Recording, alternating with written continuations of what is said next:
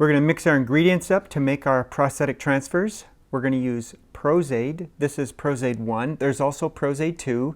1 is stickier. You can use 2 for this. I just use 1 for everything because I like a strong adhesive. So we're going to use this, and we're going to take Cabisol and we're going to mix them together to make our Pros-aide transfer.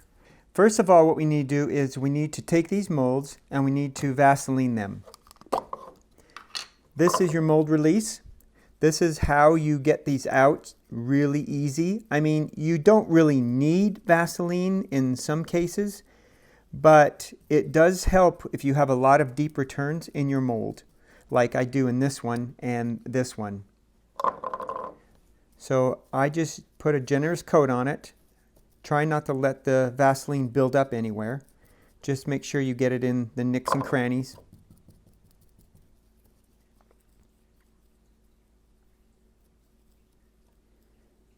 First of all, you're going to take some of your Pros-aide and pour it into a container. And then we're going to first color it before we add the Cabisol because it's just easier to work with. We're going to, before we add the Cabisol to the prosthetic transfer, we're going to add a little bit of color to it. This is raw umber, just cheap craft paint. This is what I mostly use.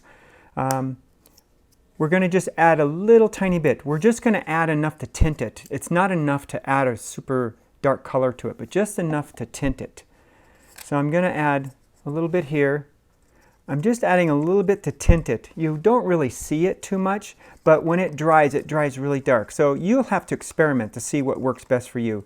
Usually I over tint it. So I found that if I under tint it, I'm a little bit safer. But just to give it enough for, this is just my complexion. You'll have to try it for your complexion or the actor that you're using, what complexion they use. But I find raw umber is a really good basic base skin tone to start with. Now I'm going to add the Cabisol. When you add Cabisol, you have to be careful. This stuff gets in the air and it's not healthy to breathe, so be very careful with that. So I'm taking and I'm adding it to my prosthetic adhesive and just mix it in. If you have smaller popsicle sticks, I'd recommend it. I ran out the other day and I haven't got any more, so I'm using these big ones. And you want to mix it till it turns into a nice creamy consistency. If it's too thick, you can just add more prosthetic adhesive, which I'm finding that this is too thick for me. So I'm going to add a little more prosthetic adhesive because I want it to be creamy but not too thick.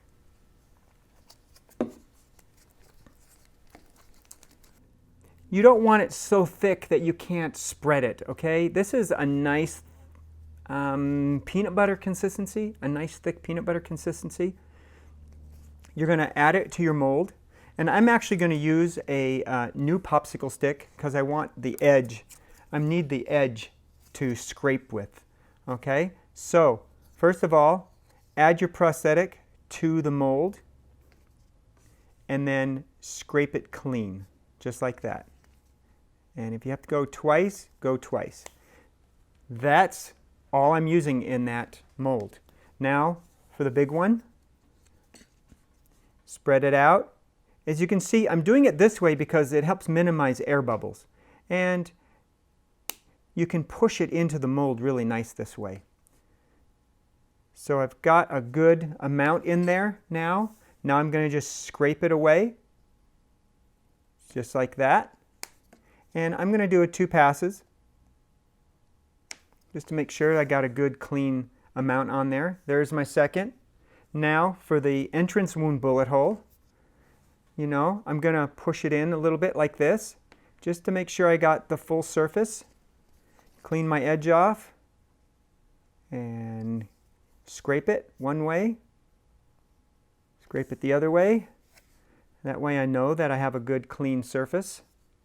And now for the exit wound, go ahead. This has a lot of deep returns, so I'm going to go ahead and push it in best I can. just to make sure that I've got it all the way around and all the way through really well. Clean my edge again, or get a new popsicle stick, whatever you want to do. And go ahead and wipe it one way, scrape it one way, then go ahead and scrape it the other way. That makes sure that you have a really good, smooth, feathered edge. And there are my wounds. Since I have some prosthetic transfer material left, I'm going to go ahead and do this here. These are bites from zombie bite mold that I made a while back. So I'm going to do one set of teeth here, just because I have some and I don't want to waste it. And this stuff dries pretty quick on its own, so if you can't seal it well, it's just going to be waste. So I'm going to go ahead and do one of these. Really hard to get it flat. I think that will work. And then I'm going to go ahead and do a scar. This is a scar I did several years ago. And I'm going to go ahead and do a scar, and I'll even apply the scar to show you how it works.